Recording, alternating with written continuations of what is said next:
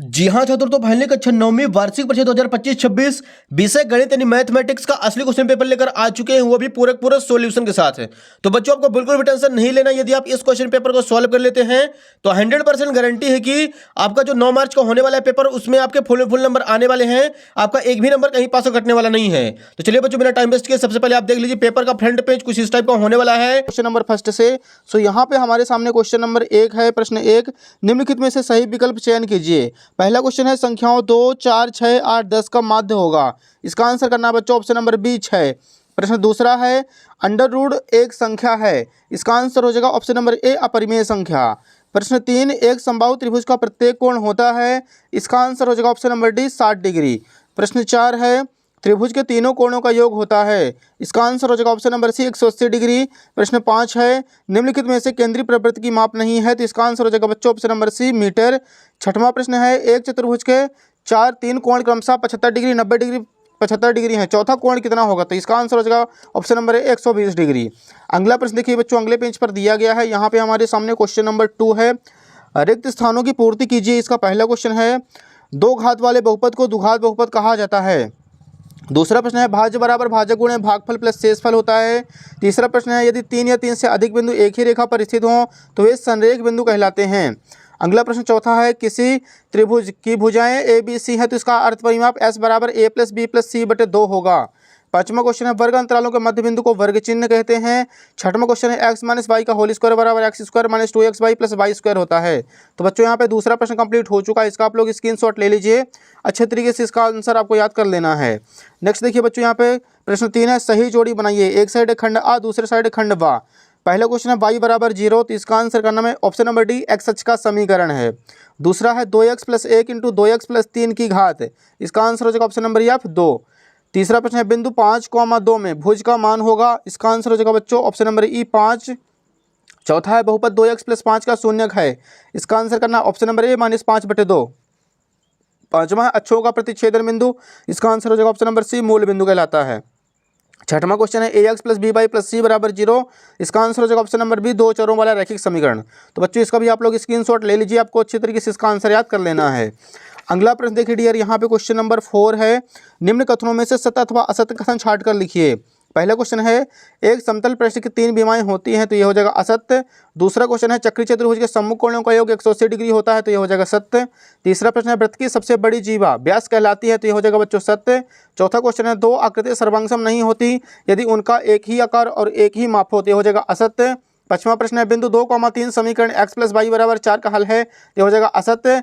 Last question छठवां है यदि तापमान 30 डिग्री सेल्सियस है तो फ़ारेनहाइट में तापमान 86 डिग्री फ़ारेनहाइट होता है, तो ये हो जाएगा बच्चों सत्य। तो इसका भी आप लोग स्क्रीनशॉट ले लीजिए। अगला प्रश्न देखिए, यहाँ पे प्रश्न 5 है निम्नलिखित प्रश्नों के उत्तर एक वाक्य में लिखिए। पहला क्वेश्चन है आर्ध त्रिज्या वाले अर्धगोले के आयतन का सूत्र लिखिए। तो इसका आंसर हो जाएगा 2/3 पाई आर क्यूब। दूसरा प्रश्न है SAS सर्वांग समता नियम लिखें। इसका आंसर हो जाएगा दो त्रिभुजों की दो भुजाएं और उनके बीच का कोण बराबर हो तो दोनों त्रिभुज सर्वांगसम होते हैं। क्वेश्चन 3 एक समचतुर्भुज के विकर्ण होते हैं, तो इसका आंसर हो जाएगा लंबवत होते हैं। चौथा प्रश्न है यदि कोई बिंदु माइनस कॉमा प्लस के रूप का है तो किस चतुर्थांश में स्थित होगा? इसका आंसर हो जाएगा चौथे चतुर्थांश में। पांचवा क्वेश्चन है तिर्यक रेखा के एक ही ओर के अंतः कोण का प्रत्येक युग्म होता है। इसका आंसर हो जाएगा संपूरक होता है। लास्ट क्वेश्चन छठवां यदि x बराबर 2 हो तो 2x माइनस वाई बराबर 5 में y का मान होगा। इसका आंसर हो जाएगा बच्चों -1। तो यहाँ पे क्वेश्चन नंबर 5 कंप्लीट हो चुका है, इसका भी आप लोग स्क्रीनशॉट ले लीजिए। अगला प्रश्न देखिए बच्चों, यहाँ पे क्वेश्चन नंबर 6 है। प्रश्न छठवां 3/5 और 4/5 के बीच 4 परिमेय संख्याएं ज्ञात कीजिए। इसका आंसर देखिए बच्चों यहाँ पे हमारे सामने है। सबसे पहले लिखेंगे 3/5, 4 का गुणा कराएंगे 5 से आंसर में और 4/5 में गुणा कराएंगे 5 से आंसर में। 5 ही 15/5 25 आ जाएगा। यहाँ पे 5 चौक 20/5 25। 15 और 20 के बीच की संख्याएं 16/25, 17/25, 18/25, 19/25। अतः 3/5 और 4/5 के बीच 4 परिमेय संख्याएं क्रमशः 16/25, 17/25, 18/25 तथा 19/25 है। यह हो जाएगा इसका राइट आंसर। अगला प्रश्न देखिए बच्चों, क्वेश्चन नंबर 7 है 1/√7 - 2 में हर का परिमेयीकरण कीजिए। इसका आंसर देखिए बच्चों यहाँ पे लिखेंगे हर का परिमेयीकरण करने पर बीच का साइन चेंज कर देना है। जैसे बच्चों यहाँ पे माइनस है तो बीच में आ जाएगा प्लस, ऊपर नीचे गुणा √2 प्लस √7 + 2 बटे √7 + 2। इसका गुणा कराएंगे 1 से तो यही आ जाएगा √2 प्लस √7 + 2। इसका गुणा यहाँ पे करेंगे 7 7 49 √49 प्लस 2 √7 माइनस 2 √7 -4। 2 √7 प्लस माइनस दोनों कैंसिल, √7 + 2 आ जाएगा 49 से 7 का पेयर निकलेगा -4 एज इट इज, 7 में 4 घटाएंगे तो बटे में आ जाएगा 3। इसका राइट आंसर हो जाएगा √7 + 2/3, ये हो जाएगा इसका परफेक्ट आंसर। अगला प्रश्न देखिए बच्चों, क्वेश्चन नंबर 8 है, बहुपद px बराबर 5x² - 3x - 2 में p(1) का मान ज्ञात कीजिए। इसका आंसर देखिए बच्चों, सबसे पहले लिखेंगे जो दिया है px बराबर 5x² - 3x - 2, x बराबर 1 रखने पर तो जहाँ जहाँ पे x है वहाँ पे 1 पुट कर देना है। तो p(1) बराबर 5 × 1 का स्क्वायर - 3 × 1 - 2, 1 का स्क्वायर तो 5 × 1 = 5 - 3 × 1 = 3 - 2, 5 - 3 - 2 आ जाएगा -5, 5 में 5 घटाएंगे बच्चों, इसका आंसर आ जाएगा 0। तो ये हो जाएगा उत्तर क्रमांक 8वें का आंसर। अगला प्रश्न देखिए बच्चों, क्वेश्चन नंबर 9 है। 9 का आप लोग अथवा कर लीजिए, एकदम आसान है। निम्न बिंदु किस चतुर्थांश या किस अक्ष पर स्थित है, लिखिए। आप लोग इसका आंसर देखिए, यहाँ पे पहला पॉइंट दिया गया है 0,4, तो हो जाएगा बाह्य अक्ष पर स्थित है। 2, -5 चौथे चतुर्थांश पर, 7,0 यक्ष अक्ष पर स्थित है, और -3, -4 तीसरे चतुर्थांश पर स्थित है। ये हो जाएगा उत्तर क्रमांक 9।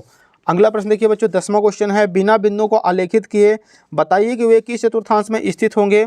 यदि पहला क्वेश्चन दिया गया है कोटि 2 और भुज -3 हो तो इसका आंसर देखिए बच्चों, यहाँ पे हो जाएगा -3, 2 ये दूसरे चतुर्थांश पर स्थित होगा। दूसरा प्रश्न है भुज -2 तथा कोटि 3 है तो -2, 3 के रूप में निरूपित होगा, तो ये भी आ जाएगा बच्चों दूसरे चतुर्थांश में। तो हो जाएगा 10वें का आंसर।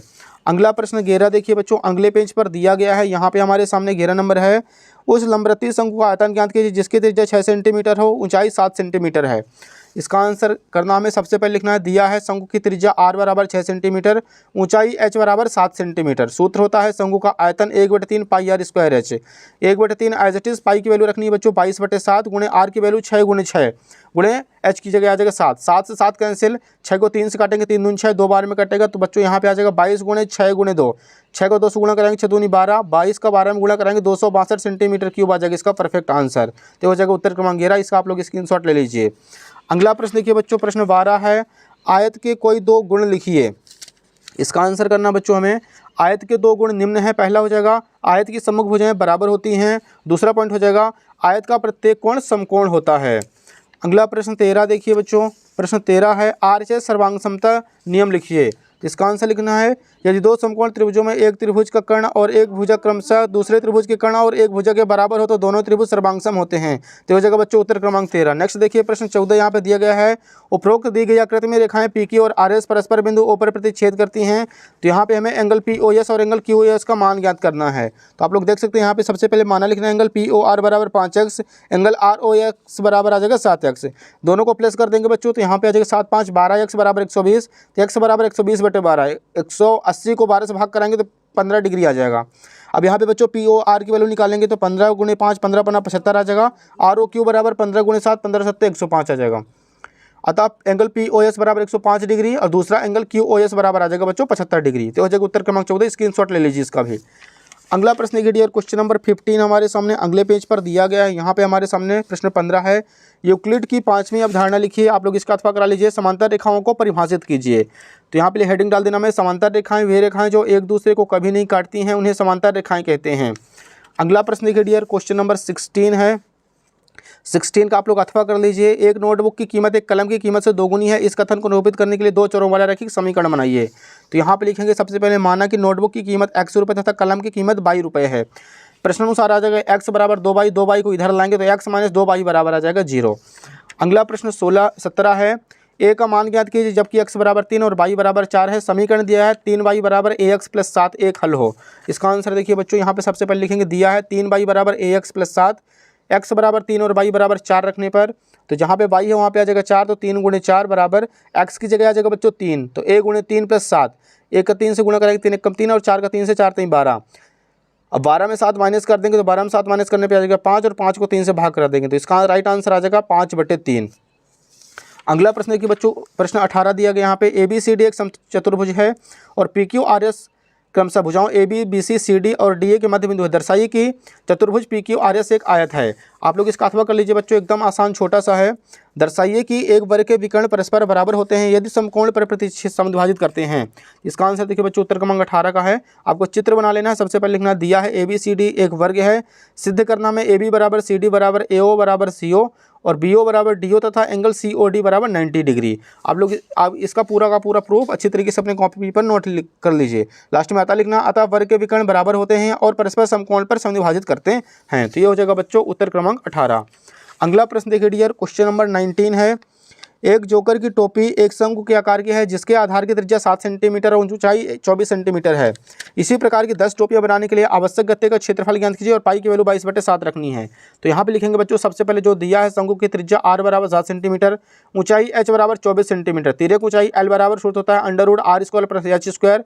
r की जगह 7 रखना है, 7 का स्क्वायर प्लस 24 का स्क्वायर, 7 का वर्ग होता है 749 प्लस 24 का वर्ग होता है 576। दोनों को प्लस कर देंगे बच्चों तो यहाँ पे आ जाएगा 625 एंड 625 से 25 का पेयर निकलेगा। शंकु का पृष्ठीय क्षेत्रफल ज्ञात करना था तो इसका फॉर्मूला था पाई आर एल। पाई की वैल्यू 22/7 गुणे r की जगह 7 गुणे 25, 7 से 7 कैंसिल, 22 गुणे 25 आ जाएगा, 25 का 22 में गुणा कराएंगे बच्चों यहाँ पे 550 सेंटीमीटर स्क्वायर। अब यहाँ पे क्वेश्चन में बोला गया था 10 टोपियां बनाने के लिए आवश्यक गत्ते का क्षेत्रफल ज्ञात कीजिए, तो 550 का गुणा 10 से कर देंगे तो यहाँ पे आ जाएगा 5500 सेंटीमीटर स्क्वायर। तो यह जगह बच्चों उत्तर क्रमांक 20। आप लोग इसके स्क्रीनशॉट ले लीजिए। अगला प्रश्न देखिए बच्चों, क्वेश्चन नंबर 20 है। एक राज्य के विधानसभा के चुनाव में निम्न विभिन्न राजनीतिक पार्टियों द्वारा जीती गई सीटों के परिणाम नीचे दिए गए हैं। यहाँ पे दिया गया राजनीतिक पार्टी और जीती गई सीटें। मतदान के परिणामों को निरूपित करने के लिए दंड आलेख खींचे। तो आप लोग इसका आंसर देख सकते हैं, यहाँ पे लिखना हमें सीटें और यहाँ पे राजनीतिक पार्टी। आपको इसका अच्छे तरीके से स्क्रीनशॉट ले लेना है। आपको बच्चों एग्जाम में ग्राफ पेज मिलेगा, आपको ग्राफ पेज में इसका आंसर करना है। अगला प्रश्न देखिए, प्रश्न 21 है। गुणनखंड कीजिए 64 m³ - 343 n स्क्वायर। इसका आंसर देखिए बच्चों यहाँ पे एकदम सिंपल है, भले ही क्वेश्चन ये 4 नंबर का है। 64 जो है 4 का क्यूब है तो 4m की पावर होल क्यूब, 343 7 का क्यूब है तो 7n की पावर होल क्यूब।